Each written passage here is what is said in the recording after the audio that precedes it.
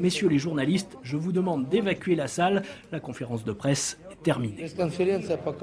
Slaviansk, Antoine Gignot, Arthur Gerbeau, France Info. Agnès Sombiron, bonjour. Bonjour Fabienne, Ah bah bonjour vous à m'avez tous. manqué, tiens. Bienvenue dans le 10-12 de France Info. Il est 10h, c'est parti.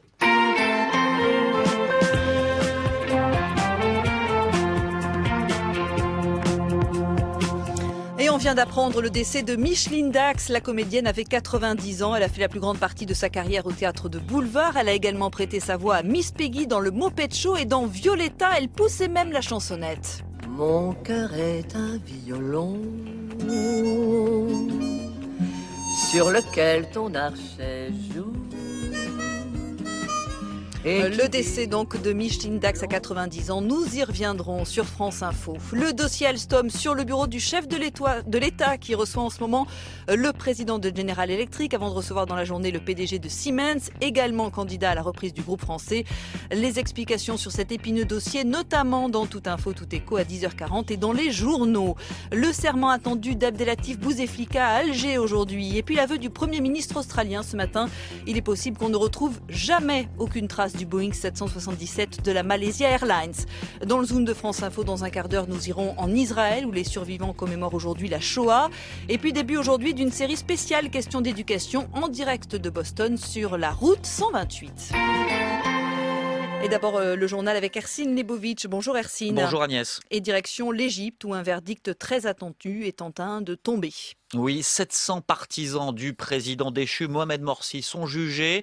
37 ont déjà été condamnés à mort. Comme il y a un mois, 529 membres des frères musulmans. Pour cela, Vanessa Descoureaux, vous êtes en direct du Caire. La peine a été commuée ce matin en prison à vie.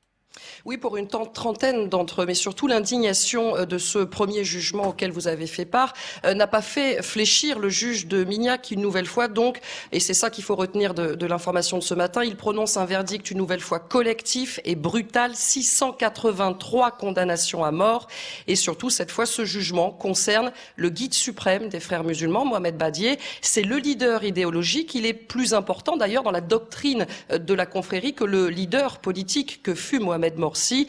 Le guide suprême est lui aussi donc condamné à mort pour des violences à Mignat en réaction à l'évacuation du sit-in des pro-Morsi, c'était cet été, alors que sa présence dans cette ville, ces jours-là, est loin d'être avérée. Donc c'est un verdict qui risque d'avoir des conséquences d'un point de vue sécuritaire ici, même si la peine de mort risque au final de ne pas être prononcée. C'est un long processus qui vient de commencer, mais là il ne sera plus question de justice dans les prochains jours, car c'est au moufti, donc un religieux, de se prononcer sur la question. Vanessa Descoureaux en direct du Caire pour France Info.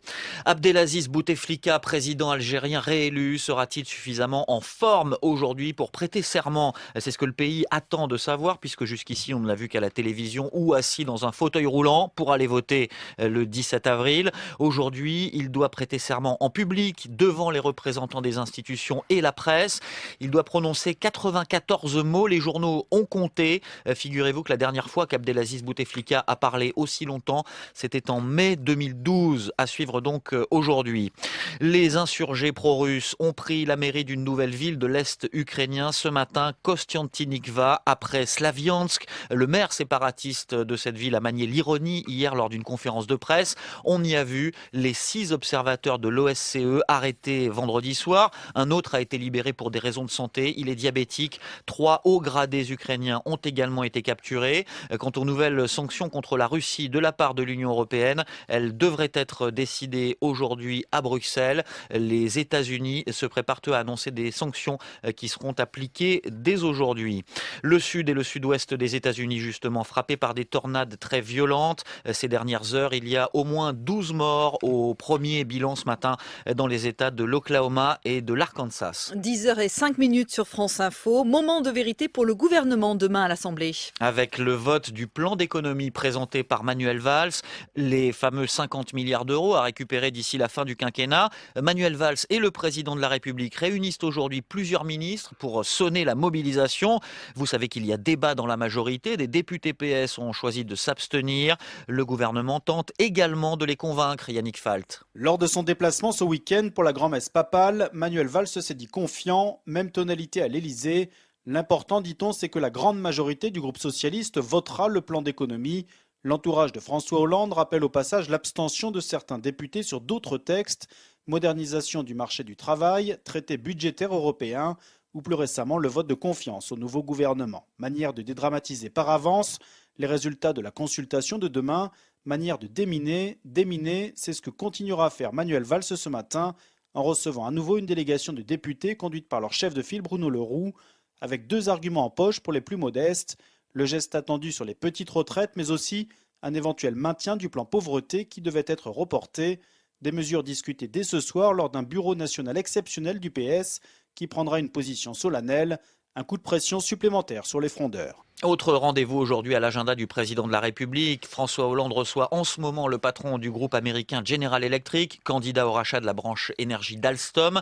Sa rencontre avec Arnaud Montebourg a été annulée hier. Les représentants de l'allemand Siemens, autres candidats, seront également reçus à l'Elysée. Ce soir, le conseil d'administration d'Alstom a décidé de continuer à négocier jusqu'à mercredi. Dossier très suivi par Dominique Bussereau, ancien ministre des Transports de Jean-Pierre Raffarin, président du conseil général de Charente-Maritime, où se trouve l'un des sites d'Alstom. Il plaide pour l'option américaine plutôt que pour l'option Siemens. Dominique Bussereau.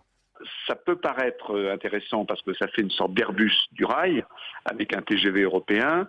C'est aussi plus compliqué parce que ça veut dire que comme aujourd'hui les commandes de l'industrie ferroviaire en Europe sont plutôt en baisse, ça fait peser à mon avis certainement à terme plus de risques sur l'emploi, même si on privilégie dans ce cas-là l'option européenne. Avec Siemens, alors ça présente l'idée qu'il n'y aura plus de concurrence à exacerber et parfois un peu ridicule entre Siemens et Alstom sur certains marchés de TGV. Et d'un autre côté, les entreprises ferroviaires européennes vont se trouver devant un monopole, et un monopole qui va peut-être se dire j'ai pas besoin d'avoir autant d'usines en Allemagne et en France qu'ailleurs, et qui va peut-être remettre en cause certains sites industriels. Donc il y a peut-être plus que de risques de perte d'emploi, en particulier dans le domaine du transport, dans une alliance avec Siemens, même si elle est sympathique en idée d'Airbus ferroviaire. L'ancien ministre des Transports, Dominique Bussereau. On a appris tout à l'heure le décès de la comédienne Micheline Dax. Vous connaissez son visage au théâtre, au cinéma. Vous connaissez surtout sa voix. Elle a été l'un des piliers du doublage en France dans les films de Walt Disney, de nombreux dessins animés et aussi le Muppet Show. Elle était Miss Piggy, alias Peggy la cochonne. Évidemment, Micheline Dax avait 90 ans. Les 3 policiers parisiens du 36 quai des Orfèvres accusés de viol par une touriste canadienne sont suspendus de leurs fonctions et ils n'ont plus leur place à la PJ. C'est ce que dit ce matin le directeur de la police judiciaire. 2 de ces policiers de la BRI sont mis en examen. Le 3e a le statut de témoin assisté. Hercine, 10h08 sur France Info, nous ouvrons la page sport et on commence avec une équipe de France, il faut le dire, exceptionnelle au championnat d'Europe de judo à Montpellier. Absolument, les Français sont les meilleurs, tout simplement, avec 13 médailles en individuel, dont 6 en or, plus 2 autres médailles dans les épreuves par équipe ce week-end. Jean-Claude Senot est le directeur technique national, ravi de cette équipe de champions.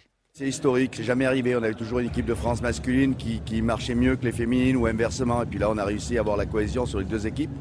Et avec l'équipe est jeune, elle a 24-25 ans, donc voilà, c'est un très bon résultat. Je l'explique d'abord parce que par toute notre filière de formation, tous ces jeunes sont rentrés dans les pôles Espoir, les pôles France, et dans les pôles France, on a mis les meilleurs entraîneurs, des Marc Alexandre, Yacine Doumas, Éric Claverie, les gens qui ont connu les Jeux Olympiques.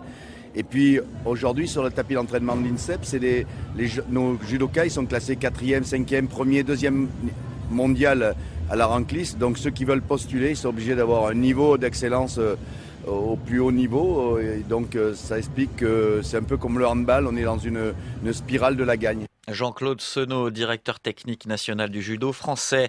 24-16 contre les Irlandais de Munster hier. Toulon a maintenant rendez-vous le 24 mai au Millennium Stadium de Cardiff, au Pays de Galles, en finale de la Coupe d'Europe de rugby.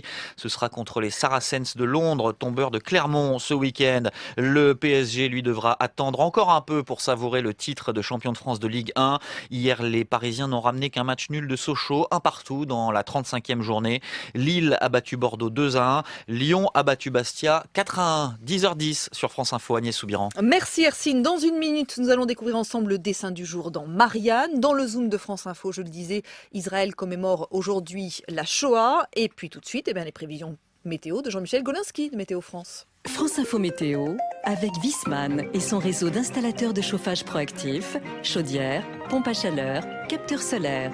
Rendez-vous sur viessmann.fr. Une ambiance qui reste instable aujourd'hui avec tout de même quelques secteurs où le temps sera plus sec, comme par exemple le nord de la Somme et des Ardennes à la frontière allemande, mais sur ces régions, le ciel sera souvent chargé.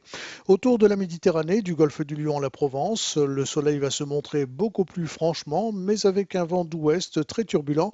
Les rafales atteindront les 80 km/h sur l'ensemble du bassin méditerranéen.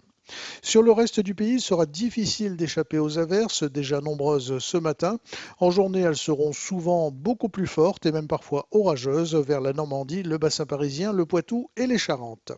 Les températures maximales, à peu près dans les mêmes valeurs qu'hier, vont afficher 13 à 15 degrés cet après-midi près de la Manche, 15 à 16 dans le sud-ouest, l'intérieur de la Bretagne, sur le bassin parisien, le centre, le Limousin et en Rhône-Alpes. Il fera 19 degrés sur la Corse, 21 dans le golfe du Lion et 22 sur le littoral varois. France Info. Le dessin du jour à découvrir aujourd'hui dans Marianne. Bonjour Gros. Bonjour. Alors comme nous sommes lundi, eh bien, nous allons revenir sur l'actualité de dimanche, puisque vous avez choisi, vous, d'illustrer dans le Marianne en kiosque actuellement, le travail le dimanche avec ce serpent de mer de la vie politique et sociale française.